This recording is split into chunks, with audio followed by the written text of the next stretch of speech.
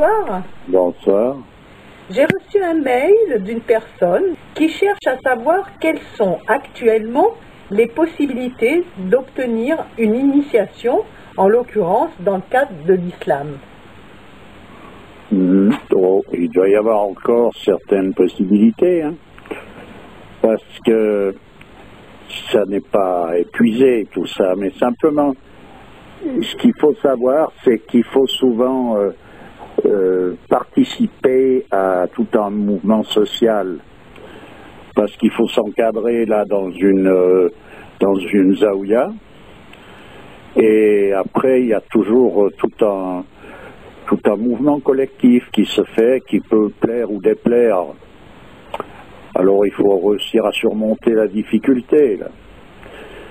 Et donc un personnage peut très bien avoir un pouvoir initiatique. Un mokadem, il a ce pouvoir initiatique, c'est-à-dire c'est une transmission. L'initiation, c'est une transmission qui vient droit du prophète. Donc si le courant n'est pas rompu, cette transmission est valide, même si elle est faite de la part de quelqu'un avec lequel on n'est pas nécessairement en accord sur toute la ligne, sur l'application du mode existentiel. Voilà. Justement, il demandait quelle est l'authenticité de l'enseignement de ces zaouïas. Et est-ce qu'il n'est pas préférable, vu la dégénérescence actuelle de tous les courants exotériques, eh bien de ne pas se risquer à tout cela? On ne peut pas voir ça de cette manière-là, dans le sens que l'initiation, c'est une chose, ensuite de ça, l'enseignement, c'est autre chose. Voilà. Il y a souvent une confusion qui est faite entre initiation et enseignement. On parle d'initiation à ceci ou à cela parce qu'il y a un exposé, un exposé théorique ou des pratiques qui sont censées être un véritable enseignement à l'égard des modes traditionnels, mais c'est pas ça une initiation. Une initiation, c'est une transmission qui est silencieuse, qui est en courant, qui vient directement du prophète, qui a traversé les différents personnages, qui n'est pas rompu. L'initiation, c'est une clé qui est donnée à l'initié. Mais ce n'est pas une théorie sur la clé. Ça peut se faire dans un silence complet. Il peut y avoir inévitablement, actuellement je pense, et dans le cadre de l'islam, il y aura un rituel qui correspond. Mais je veux dire, c'est très discret à quelque part, une initiation. C'est pas tout un enseignement, c'est pas une étude qui dure tant, puis ensuite de ça on a un brevet, c'est pas ça. Donc ce qui veut dire qu'il est possible donc d'obtenir encore une initiation de la part de quelqu'un qui a ce pouvoir de transmission. À partir du moment où quelqu'un est mokadem, il a ce pouvoir de transmission. Voilà, un shir ou un mokadem, il a ce pouvoir de transmission. Alors, qui sera authentique. Oui, c'est comme un prêtre qui a accompli un rituel. Il peut très bien, je dis ça parce que ça ne veut pas dire que c'est le cas nécessairement, mais je veux dire un prêtre par exemple qui a accompli un rite, ce rite est valide s'il le fait correctement parce qu'il l'a reçu lui-même, c'est de la transmission de la validité de ce rite par rapport à la situation dans laquelle il est, voilà comment les choses doivent aller. À présent, même si lui n'y croit pas même. Ah oui, d'accord, oui. Un baptême, même si celui qui baptise ne croit pas ou ne sait plus exactement la signification profonde, ça n'empêche pas que ce rite en lui-même est valide. Dieu veille à tout ce qui se produit, qui le concerne. Oui. Alors, si je comprends bien, cette transmission, en fait, c'est chargé d'un potentiel vibratoire. C'est cela qui est transmis. Ben, c'est ça l'initiation. Voilà. Évidemment, quand on regarde un véritable maître qui transmet, par exemple, qui transmet donc une initiation à son disciple, et qu'il l'éduque en rapport à la qualification particulière de ce disciple. Évidemment que c'est les positions idéales qui se trouvent, je ne sais plus actuellement où. Je ne pourrais plus dire où il y a encore un cadre de cet ordre. Mais c'est évidemment que quand tout est conforme, tout est orthodoxe, on ne peut pas faire mieux, c'est entendu. Mais je veux dire, l'obtention de ce courant-là est quand même possible de nos jours, et ensuite de ça, libre à celui qui a reçu une initiation de s'instruire au contact de maîtres qui ont donné leurs explications avec beaucoup de générosité. Le cas d'un homme comme M. Chuon, par exemple, qui était un grand maître, le cas de M. Bourcard et d'autres. Voilà. Donc, en suivant l'enseignement de ces personnages-là, on est en plein dans le mille, quoi. C'est le cas de le dire. Alors, la compréhension de ce que ces personnages peuvent dire sera beaucoup mieux perçue du moment qu'on a reçu cette initiation qui nous ouvre une porte en nous que l'on ne peut pas ouvrir tout seul. Mais comment être sûr que le Mokadem qui se présente comme tel n'est pas un usurpateur et qu'il a reçu une authentique initiation? Enfin, écoute, il y a un moment donné, on ne peut pas faire une enquête policière qui est serrée jusqu'à remonter dans je ne sais pas quel rouage, parce que ça va être une occupation à plein temps qui risque d'être caduque, parce qu'après qui nous dit que, puis qui nous dit que celui qui lui l'a donné l'avait déjà reçu, etc., etc., on n'en finit plus, tu vois. Oui, mais il y a tellement de Zaouïas qui se sont improvisés, alors que bon, pour pas partir dans des histoires, des voies de garage, il faut quand même être un minimum averti, non? Oui, mais le minimum averti, je dirais que à un moment donné, il faut avoir une certaine confiance en Dieu lui-même. Oui, c'est sûr. Voilà, c'est parce qu'il y a toujours un doute possible si on veut regarder la chose, bien sûr.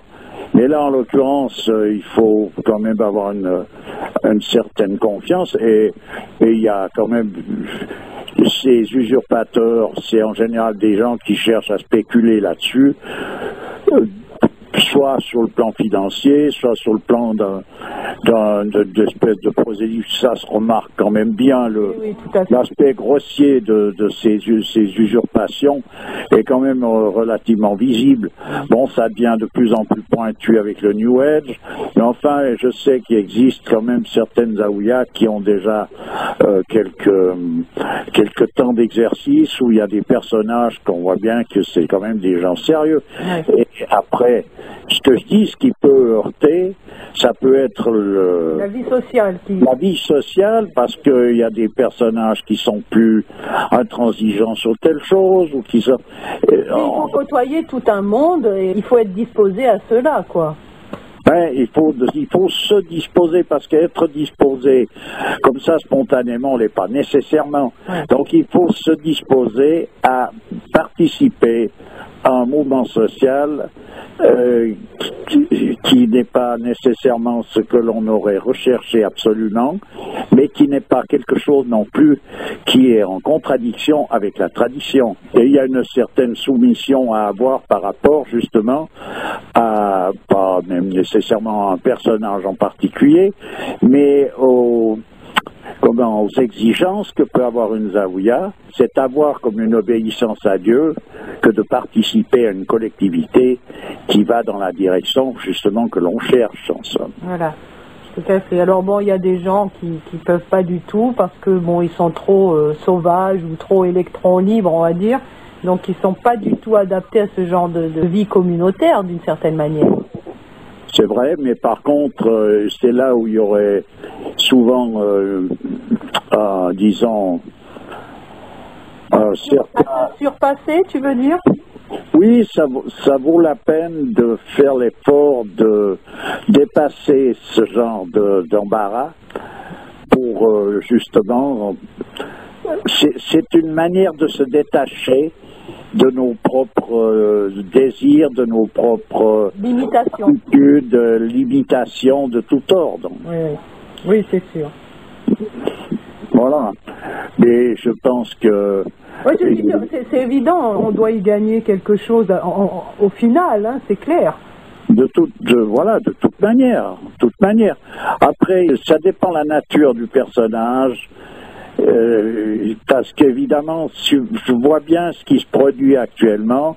Quelqu'un, il rentre dans un cadre religieux, et se situe un peu comme quelqu'un qui se fait prendre en charge, puis se repose sur cette prise en charge, etc. Mais c'est pas comme ça que ça va. On doit conserver une liberté totale, puis surtout dans le sens d'aiguiser son discernement. Ce que l'on cherche, c'est pas obtenir une compagnie de quelqu'un qui va nous instruire nécessairement ou nous faciliter la tâche. Ce que l'on cherche avant tout, c'est d'aller au-devant de Dieu. Eh oui. Donc il faut maintenir ce cap-là. Ouais. Ça ne veut pas dire qu'il faut reculer devant l'environnement ou qu'il ne faut pas accepter la compagnie de cet environnement, mais ça veut dire qu'il faut aller tout le temps au-devant. Ce que l'on cherche de Dieu en somme. On ne cherche pas autre chose ou qui que ce soit d'autre. Et c'est dans une micro-société telle qu'on peut les trouver au sein des Zaouïas que l'on peut se dépasser. On est confronté forcément à des épreuves relationnelles, à tout un tas de choses qui ne sont pas évidentes à gérer. Les problèmes que l'on a, on les traîne avec nous où que l'on aille, donc y compris dans cette Zaouïa. Ah ben voilà, c'est justement. Mais ça, de toute façon, ça est tout un chacun, on se trouve dans cette position-là. Voilà. C'est pour ça que je dis, ce qu'il ne faut pas perdre de vue, c'est que la démarche que l'on fait, elle est pour aller faire un pas au-devant de Dieu.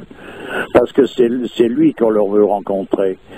Donc de ce fait-là, on n'a pas à mettre de l'eau dans son vin à cet égard-là. On n'a pas à piller à cet égard-là. Mais par contre, il faut effectivement être plein de mansuétude par rapport à l'environnement dans lequel on évolue, parce qu'on n'est pas nécessairement, surtout, je parle de ça, et j'insiste là-dessus, parce qu'on vit une époque où on est dans le temps des conflits, ce qui veut dire qu'on est très vite en conflit avec son voisinage. Tout à fait. C'est pour ça, je te disais, on retrouve très vite, dans cette micro-société, y a l'emmerdeur, il y a le dévoué, il y a le maniaque, on retrouve un peu tous les personnages, et on est confronté à ça, tu vois.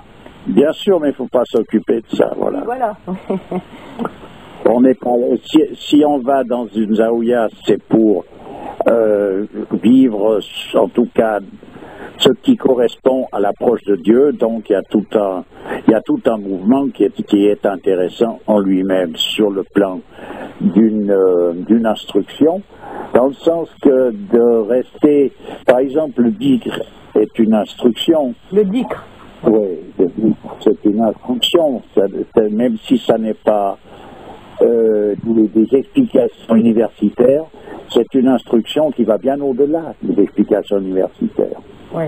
Voilà, donc c'est à considérer à présent ce que les personnages en pensent ou en pensent pas, ou les échanges de pensées, ça c'est secondaire, c'est intéressant parce qu'on participe de la même chose, donc on échange des considérations, on échange des points de vue, tout ça, tout est bien, mais je veux dire, il ne s'agit pas de rentrer dans un cadre comme ça pour aller faire une polémique. Il s'agit de suivre les rites correspondants à ce cadre et de savoir que le personnage qui dirige cette Zaouïa a un pouvoir initiatique, et c'est ce que l'on cherche. Et cette initiation, c'est cette transmission d'un courant qui n'est pas une explication, une discussion, une polémique quelconque. Oui, et en général, quand les gens sont vraiment bien disposés dans ce genre de lieu, il y a une espèce de bénédiction là, et puis ça porte un peu tout le monde, d'une certaine manière. Oui, ça c'est possible. Mais je veux dire, c'est difficile d'exprimer ce qu'est une initiation. On pourrait dire, ce qui est plus facile, c'est ce que je suis en train de dire, c'est ce que ça n'est pas. Ce que ça n'est pas, c'est pas un enseignement comme on l'entend de nos jours. C'est pas un enseignement où tu vas passer tant de temps à étudier quelque chose. C'est pas ça. C'est en quelque sorte la transmission de la possibilité de comprendre, on pourrait dire. Ouais. Ça t'ouvre une porte où tu te trouves dans la même longueur d'onde qui correspond à cette tradition. Et de ce fait-là, tu peux donc aller jusqu'à tes propres limitations, évidemment. Voilà. Voilà, exactement. Oui, là, mais par contre, il n'y a pas d'obstacle. Oui, il y a des obstacles, comme il y a des obstacles sur toutes routes que l'on peut parcourir. Et je veux dire, c'est pas en soi-même un obstacle. oui. Tu vois, quelqu'un qui va jusqu'aux confins de ses possibilités, il a accompli tout ce qu'il avait à accomplir. Il ne peut pas accomplir plus que ce qui lui est imparti. Voilà. Mais ce courant, je l'ai déjà expliqué ce que représentait, comment symboliquement on peut exprimer ce que représente une initiation. C'est voici la clé de la porte du jardin. À toi, à présent, de cultiver ce jardin. Ben, c'est une très belle image. Suite de ça, l'enseignement se situe dans toute la vie courante, la vie sociale, la vie dans n'importe quelle situation, on est en train de suivre un enseignement. Dans chaque geste, dans chaque détail de sa vie, en fait. Bien sûr, simplement, il faut donc se préoccuper d'obtenir des références. Et ces références, on les trouve justement, on a le bonheur d'une époque comme celle-ci, qui est chargée de misère. Il y a une compensation, c'est qu'on a à notre disposition des écrits des personnages les plus importants, qui sont à la portée de pratiquement toutes les bourses, et qu'on peut trouver un peu n'importe où. Ouais. Voilà, parce que quand je parle d'un homme comme M. Chuon, il faut savoir qu'il s'agit d'un saint qui était donc musulman, qui lui est un grand maître. Il a écrit tout ce qui pouvait être écrit sur l'islam, je crois. Là, en compagnie en plus de ça de M. Bourkar, qui a traduit Ibn Arabi. C'est des merveilles, c'est des perles tout ça. Ouais. Voilà, c'est des perles. Ces personnages-là sont des perles. Leur enseignement est parfaitement, disons qu'il est parfaitement en accord avec la tradition en question. Conforme. Elle est parfaitement en accord total. Et je pense que le prophète approuverait tout ce qui ces personnages-là ont pu dire et peuvent dire. Et voilà. Inch'Allah. J'insiste un peu là-dessus pour dire qu'il y a encore une possibilité de toucher des choses qui sont l'expression même, on pourrait dire, c'est un cadeau divin, ces choses-là. Ouais. Dieu nous offre cette possibilité-là à une époque où on ne peut pas avoir d'autres possibilités, on pourrait dire. Ouais. Du moment, on ne peut pas, tout le monde ne peut pas aller se trimballer, je ne sais pas où, dans n'importe quel coin de la terre, pour aller vivre dans un lieu avec un personnage qui est censé avoir une dimension de cet ordre. Eh bien, ces personnages-là, ils viennent donc à nous, puisqu'on ne peut pas se déplacer pour aller vers eux, on pourrait dire. Alors, j'ai une question à poser, mais on va faire un autre constat. À tout de suite.